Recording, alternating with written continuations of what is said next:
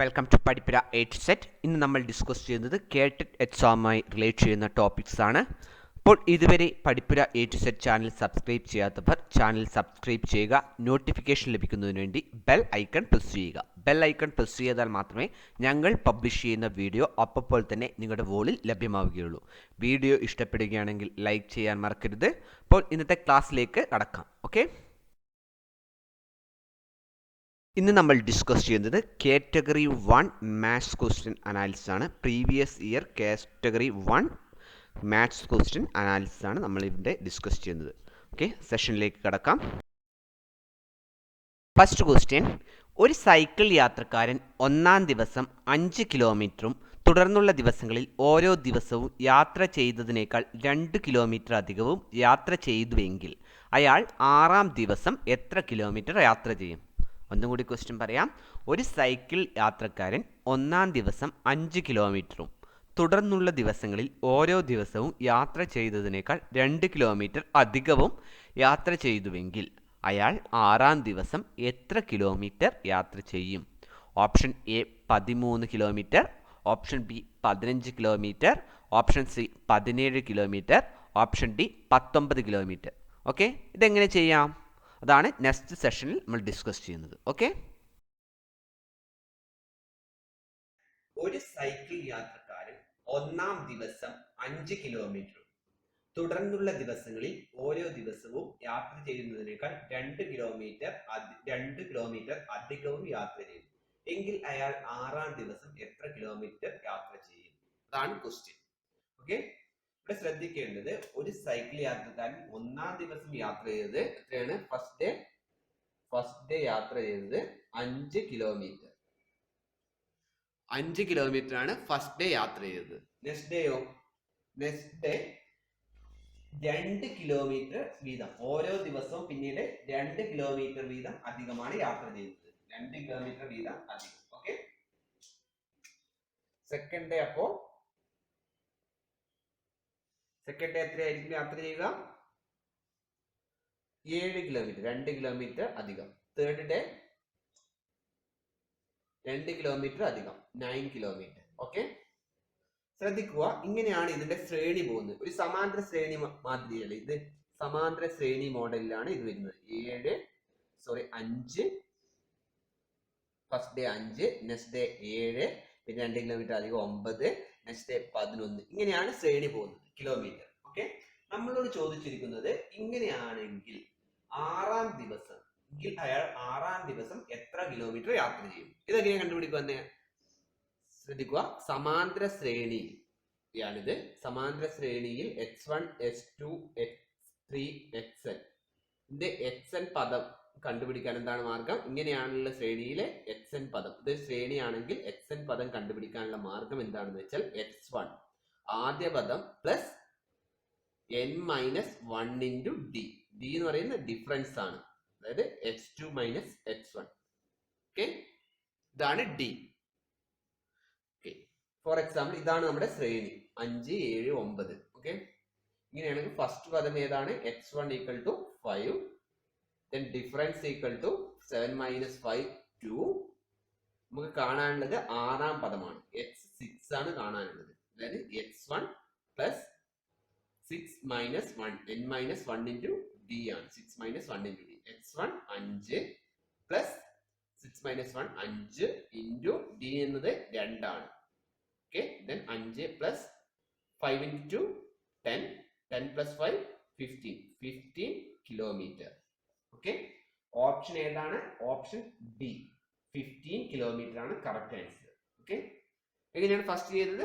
First day 5 kilometre എന്ന് പറഞ്ഞു, second day 2 kilometre അധികം, അങ്ങനെ ഓരോ ദിവസം 2 കിലോമീറ്റർ വെച്ചാൽ അധികമാണ്. ഓക്കെ, അങ്ങനെയാണെങ്കിൽ നമുക്ക് സമാന്തര ശ്രേണിയായിട്ട് എടുക്കാം. ആ സമാന്തര ശ്രേണിയിലെ ആറാം പദം, ആറാം ദിവസം എത്ര യാത്ര ചെയ്യുന്നു എന്നാണ് ചോദിച്ചിരിക്കുന്നത്. അതായത് ആറാം പദം കണ്ടുപിടിക്കുക. x1 5 ഡിഫറൻസും കിട്ടി, ദെൻ ആറാം പദം കണ്ടുപിടിക്കുന്നു. 15 കിലോമീറ്റർ. അണ്ടർസ്റ്റുഡ്? 1. താഴെ കൊടുത്തിരിക്കുന്ന സംഖ്യകളിൽ 36 കൊണ്ട് നിശേഷം ഹരിക്കാവുന്ന സംഖ്യ ഏത്? ഒന്നുകൂടി ക്വസ്റ്റ്യൻ പറയാം. താഴെ കൊടുത്തിരിക്കുന്ന സംഖ്യകളിൽ 36 കൊണ്ട് നിശേഷം ഹരിക്കാവുന്ന സംഖ്യ ഏത്? Option A 5258, option B 9128, option C 19512, option D 25954. ഇതെങ്ങനെ ചെയ്യാം? ഓക്കെ, ഇതാണ് നെക്സ്റ്റ് സെഷനിൽ നമ്മൾ ഡിസ്കസ് ചെയ്യുന്നത്. എങ്ങനെ സോൾവ് ചെയ്യുന്നത് നോക്കാം. താഴെ കൊടുത്തിരിക്കുന്ന സംഖ്യകളിൽ 36 കൊണ്ട് നിശേഷം ഹരിക്കാവുന്ന സംഖ്യ ഏത്? അതാണ് ക്വസ്റ്റ്യൻ. ഓക്കെ, താഴെ കൊടുത്തിരിക്കുന്ന സംഖ്യകൾ ഏതൊക്കെയാണെന്ന് നോക്കുക. 5 to 5 8. അത് ഈ ഡിവിസിബിലിറ്റി റൂൾ ആണ് ഇവിടെ നോക്കേണ്ടത്. 5 to 5 8. First one 5 to 5 8. Second one 9 1 2 8. Third one 1 9 5 1 2. Fourth one 2 5 9 5 4. ഇങ്ങനെയാണ് സംഖ്യകൾ ഉള്ളത് അല്ലേ? അപ്പോൾ നമുക്കറിയാം 36 കൊണ്ട് നിശേഷം ഹരിക്കാവുന്ന സംഖ്യയാണ് ചോദിച്ചിരിക്കുന്നത്. ഓക്കെ, 36 എന്ന് പറഞ്ഞാൽ 9 into 4 ആണ് അല്ലേ? അപ്പോൾ 9ന്റെ ഡിവിസിബിലിറ്റി റൂൾ എന്താണ്? ഈസി സ്റ്റെപ്സ് ആണ് പറയുന്നത്. നിശേഷം ഹരിക്കാൻ നേരിട്ട് ഹരണക്രിയ ചെയ്യാതെ എളുപ്പത്തിൽ എങ്ങനെ ചെയ്യാം എന്നുള്ളത്. 9ന്റെയും 4ന്റെയും ഡിവിസിബിലിറ്റി റൂൾസ് ഫോളോ ചെയ്യുന്നുണ്ടെങ്കിൽ നമുക്ക് പറയാം. 9 എന്നത് എല്ലാ ഡിജിറ്റ്സും സം ഓഫ് ഡിജിറ്റ്സ് കാണോ, അത് ഡിവിസിബിൾ ആണോ 9 കൊണ്ട് എന്നതാണ് നോക്കുന്നത്. 4ന്റെ ഡിവിസിബിലിറ്റി റൂൾ ചെക്ക് ചെയ്യുന്നത് തന്നിരിക്കുന്ന നമ്പറിലെ ലാസ്റ്റ് 2 ഡിജിറ്റ്സ് 4 കൊണ്ട് ഡിവിസിബിൾ ആണോ എന്നാണ് ചെക്ക് ചെയ്യുന്നത്. ഇവിടെ നമുക്ക് ഇതിന്റെ സമ്മ് കാണാം. സം എന്നത് 5 + 2 7, 7 5 12 + 8 20. 20 9 കൊണ്ട് ഡിവിസിബിൾ അല്ല. ഓക്കെ, അപ്പോൾ ഇത് സാറ്റിസ്ഫൈ ചെയ്യുന്നില്ല. പിന്നെ 4ന്റെ നോക്കേണ്ട ആവശ്യമില്ല. 9ന്റെ ചെക്ക് ചെയ്തപ്പോൾ സാറ്റിസ്ഫൈ ചെയ്യുന്നില്ല. 9 4 സാറ്റിസ്ഫൈ ചെയ്താൽ മാത്രം 36 കൊണ്ട് നിശേഷം ഹരിക്കാൻ കഴിയൂ എന്ന് നമുക്ക് പറയാൻ കഴിയും. Then next one 9 + 1 10, 10 + 2 12, 12 + 8 20. അതും സാറ്റിസ്ഫൈ ചെയ്യുന്നില്ല.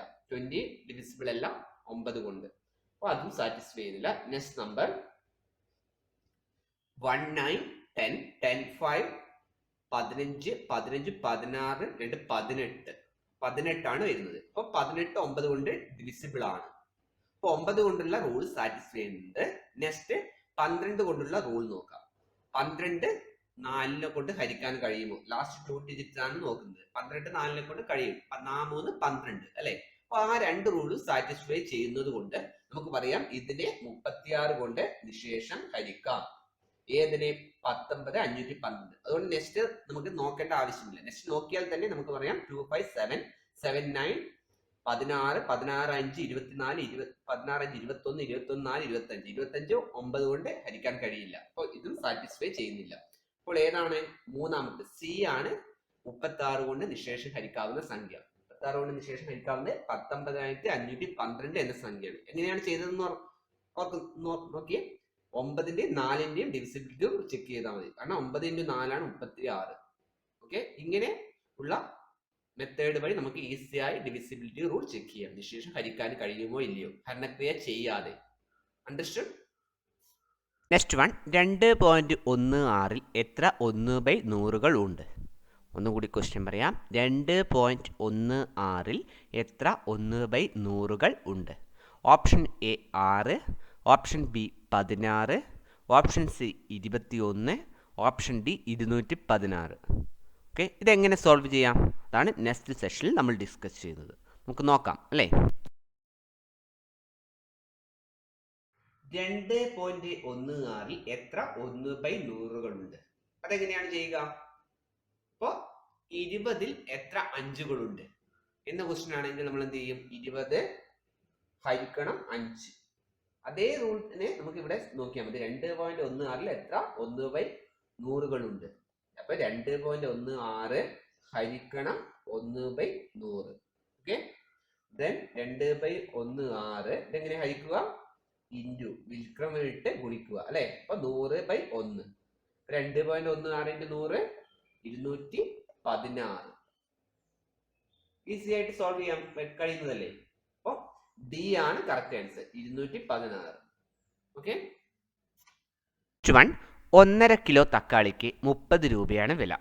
എന്നാൽ 2.25 കിലോഗ്രാം തക്കാളിയുടെ വില എത്ര? ഒന്നുകൂടി ക്വസ്റ്റ്യൻ പറയാം. 1.5 കിലോഗ്രാം തക്കാളിക്ക് 30 രൂപയാണ് വില. എന്നാൽ 2.25 കിലോ തക്കാളിയുടെ വില എത്ര? 2.25 കിലോഗ്രാം തക്കാളിയുടെ വില എത്ര എന്നതാണ് ചോദിക്കുന്നത്. ഓപ്ഷൻസ് തന്നിട്ടുണ്ട്. ഓപ്ഷൻ എ 45, ഓപ്ഷൻ ബി 50 രൂപ, ഓപ്ഷൻ സി 55 രൂപ, ഓപ്ഷൻ ഡി 60 രൂപ. ഇതെങ്ങനെ സോൾവ് ചെയ്യാം നമുക്ക് നോക്കാം. 1.5 കിലോഗ്രാം തക്കാളിക്ക് 30 രൂപയാണ് വില. എന്നാൽ 2.25 കിലോഗ്രാം തക്കാളിയുടെ വില എത്ര? അതായത് 1.5 കിലോ തക്കാളിക്ക് 30 രൂപ. 30 രൂപയാണ് വില. ഓക്കെ, അങ്ങനെയാണെങ്കിൽ 2.25 കിലോ തക്കാളിയുടെ വില എത്രയാണ്? ഓപ്ഷൻ തന്നിരിക്കുന്നത് option A 45, option B 50, option C 55, option D 60. Okay, 1.5 kilogram തക്കാളിക്ക് 30 രൂപയാണ് വില. അങ്ങനെയാണെങ്കിൽ 2.25 കിലോ തക്കാളിയുടെ വില എത്ര? 2.25, അതാണ് നമുക്ക് കാണേണ്ടത്. ഇതെങ്ങനെ ചെയ്യാം? ഫസ്റ്റ് 1.5 കിലോ, 1.5 എന്നുള്ളതിനെ നമുക്ക് വിഷമ ഭിന്നത്തിലേക്ക് മാറ്റാം. 3/2. ഓക്കെ, ഇതാണ്. അപ്പം 3/2 എക്സ് എന്ന് പറയുന്നത് 1 കിലോ തക്കാളിയുടെ വില. ഓക്കെ, 3/2 എക്സ്, അതായത് എക്സിന്റെ 3/2 എന്ന് പറയുന്നത് 30 രൂപയാണ്. ഓക്കെ, അങ്ങനെയാണെങ്കിൽ എക്സ് ഈക്വൽ ടു നമുക്ക് എന്ത് എഴുതാം? 30 × 2/3. ഇതെങ്ങനെ എടുത്തതെന്ന് മനസ്സിലായില്ലേ? 2 സമത്തിന് ഇപ്പുറത്ത് പോകുമ്പോൾ 30 ഇൻറ്റു ആയി മാറും. ഇൻറ്റു 3 സമത്തിന് ഇപ്പുറത്ത് വരുമ്പോൾ ഡിവൈഡഡ് ആവും. അപ്പൊ 60/3 എന്നത് 60/3. അപ്പോൾ 20 രൂപ. 20 രൂപയാണ് എന്ത്? 1 കിലോ തക്കാളിയുടെ വില 20 രൂപയാണ്. അങ്ങനെയാണ് നമ്മൾ ചോദിച്ചിരിക്കുന്നത് 2/3/4, 2.25 കിലോ തക്കാളിയുടെ വിലയാണ് ചോദിച്ചിരിക്കുന്നത്. 1 കിലോ 2/3/4 കിട്ടി. ഇനി 2.25 കിലോ എങ്ങനെ കാണാം? 2.25 കിലോ എക്സിന്റെ 2/3/4 കാണേണ്ടത്. ഓക്കെ, 20 × 2/1 കിലോയ്ക്ക് 20 ആണെങ്കിൽ 2.25 കിലോയ്ക്ക് ഇതിനെ വിഷമ ഭിന്നത്തിലേക്ക് മാറ്റാം. 2/3/4, അതായത് 4 2 8 3 11/4. Okay, 20 × 11/4. Okay, then 4 4 വെട്ടിപ്പോയി 5, 11 5 55. Option C ആണ് കറക്റ്റ് ആൻസർ. എങ്ങനെയാണ് കണ്ടെത്തിയത്? ആദ്യം 1.5 കിലോ തക്കാളിയുടെ വില നമുക്ക് തന്നിട്ടുണ്ട് 30 രൂപ. അങ്ങനെ അതിൽ നിന്ന് 1 കിലോ തക്കാളി കണ്ടുപിടിച്ചു. അതായത് 1.5 എന്നുള്ളത് വിഷമ ഭിന്നാക്കി 3/2. അപ്പോൾ നമുക്ക് എളുപ്പത്തിൽ ചെയ്യാവുന്നതാണ്. 1 കിലോ തക്കാളിയുടെ വില കിട്ടി. അങ്ങനെയാണെങ്കിൽ 1 കിലോയ്ക്ക് 20 രൂപയാണെങ്കിൽ 2.25 കിലോയ്ക്ക് 20 × ആ ഭിന്നസംഖ്യ ഗുണിച്ചാൽ മതി. 2.25 കിലോ, 2.25 എന്ന് പറഞ്ഞാൽ 11/4. അപ്പോൾ 20 × 11/4 എന്നത് 55 ആണ്. Okay, understood? TET category 1 previous year maths question analysis session ഇവിടെ പൂർണ്ണമാവുകയാണ്. ഇനിയും നിരവധി ക്വസ്റ്റ്യൻസ് ഡിസ്കസ് ചെയ്യാനുണ്ട്. അപ്പോൾ ഇതുവരെ Padippura A to Z channel subscribe ചെയ്യാത്തവർ ചാനൽ സബ്സ്ക്രൈബ് ചെയ്യുക. നോട്ടിഫിക്കേഷൻ ലഭിക്കുന്നതിന് വേണ്ടി ബെൽ ഐക്കൺ പ്രസ് ചെയ്യുക. ബെൽ ഐക്കൺ പ്രസ് ചെയ്താൽ മാത്രമേ ഞങ്ങൾ പബ്ലിഷ് ചെയ്യുന്ന വീഡിയോ അപ്പോൾ തന്നെ നിങ്ങളുടെ വോളിൽ ലഭ്യമാവുകയുള്ളൂ. വീഡിയോ ഇഷ്ടപ്പെടുകയാണെങ്കിൽ ലൈക്ക് ചെയ്യാൻ മറക്കരുത്. അപ്പോൾ thanks for watching this video. Have a nice day. By.